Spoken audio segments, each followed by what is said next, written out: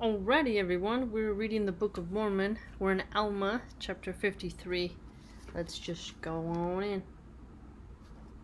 The Lamanite prisoners are used to fortify the city Bountiful. Dissensions among the Nephites give rise to Lamanite victories.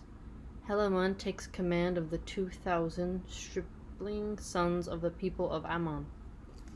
And it came to pass that they did set guards over the prisoners of the Lamanites, and did compel them to go forth and bury their dead, yea, and also the dead of the Nephites who were slain.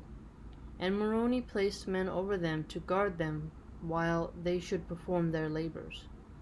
And Moroni went to the city of Mulek with Lehi, and took command of the city, and gave it unto Lehi.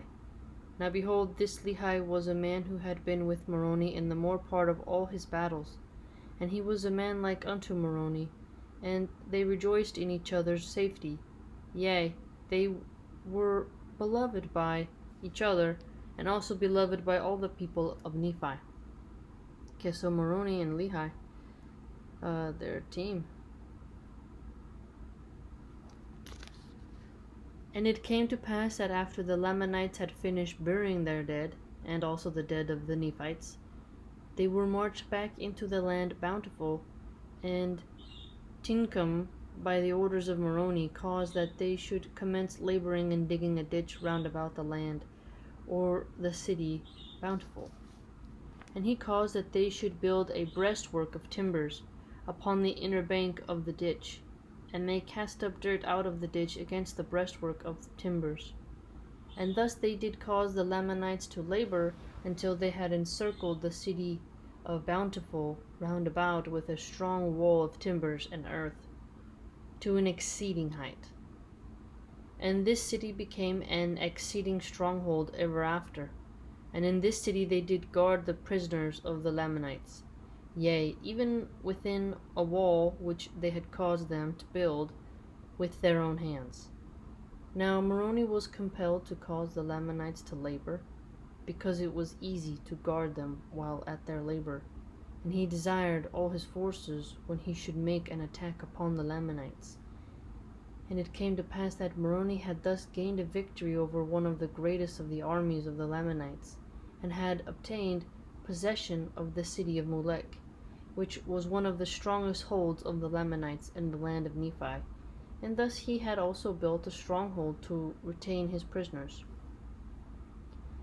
And it came to pass that he did no more attempt a battle with the Lamanites in that year, but he did employ his men in preparing for war, yea, and in making fortifications to guard against the Lamanites, yea, and also delivering their women and their children from the famine and affliction, and providing food for their armies.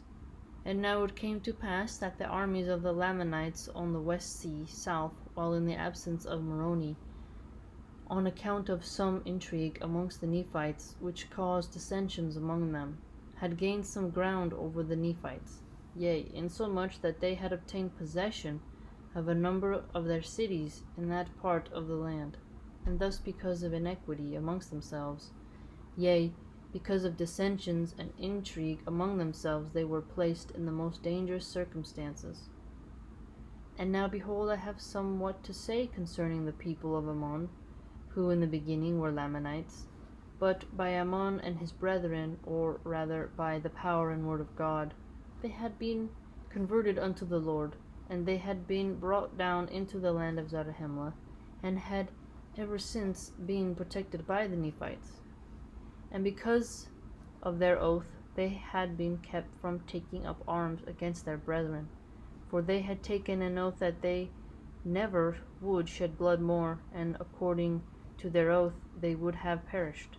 Yea, they would have suffered themselves to have fallen into the hands of their brethren, had it not been for the pity and the exceeding love which Ammon and his brethren had for them. And for this cause they were brought down into the land of Zarahemla, and they ever had been protected by the Nephites. But it came to pass that when they saw the danger and the many afflictions and tribulations which the Nephites bore for them, they were moved with compassion, and were desirous to take up arms in the defense of their country. But behold, as they were about to take their weapons of war, they were overpowered by the persuasions of Helaman and his brethren, for they were about to break the oath which they had made. And Helaman feared lest by so doing they should lose their souls. Therefore all those who had entered into this covenant were compelled to behold their brethren, wade through their afflictions and their dangerous circumstances at this time. But behold, it came to pass they had many sons, who had not entered into a covenant, that they would not take their weapons of war to defend themselves against their enemies. Therefore they did assemble themselves together at this time, as many as were able to take up arms, and they called themselves Nephites. And they entered into a covenant to fight for the liberty of the Nephites, yea, to protect the land unto the laying down of their lives. Yea, even they covenanted that they never would give up their liberty, but they would fight in all cases to protect the Nephites and themselves from bondage. Now behold, there were 2,000 of those young men who entered into this covenant, and took their weapons of war to defend their country. Now behold, as they never had hitherto been disadvantaged to the Nephites, they became now at this period of time also a great support, for they took their weapons of war, and they would that Helaman should be their leader.